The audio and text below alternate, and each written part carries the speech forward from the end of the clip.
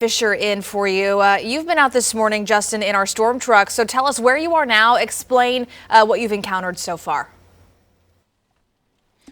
Yeah, Corey, so we have been out for about 2 hours now. We were heading toward Muskogee, kind of went down the south side, Henrietta up north to Okmulgee, where we actually just arrived. And the entire 2 hours that we've been looking at the roads and looking at the conditions out here, we have had nothing but extreme rain and downpours. Actually, I would say right now is probably the only time that we've had it clear where we could possibly turn off our windshield wipers. And we just actually happened to find our first little bit of flooding. You might not be able to see it on this camera because we're trying to stay, of course, in a safe location. But in Okmulgee Creek, we just passed, the water had significantly come out of the sides. And that's really our first example, our first one out of many that I'm sure that we're going to be seeing today through all over green country. If Brandon Woolley was talking about all that we've dealt with and what we everyone dealt with last night with first responders and those high water rescues underneath overpasses.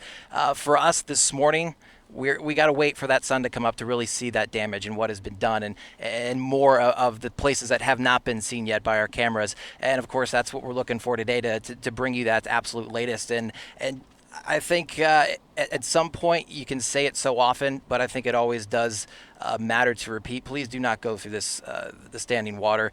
We've seen signs when we were coming into Okmulgee on 75, high water, these bright orange signs to remind you of that. And we have seen a little bit of that, and I'm sure we're going to see a lot more throughout the morning and throughout the day, certainly from what we had overnight. And as Brandon was talking about, what we still can expect. I'll send it back.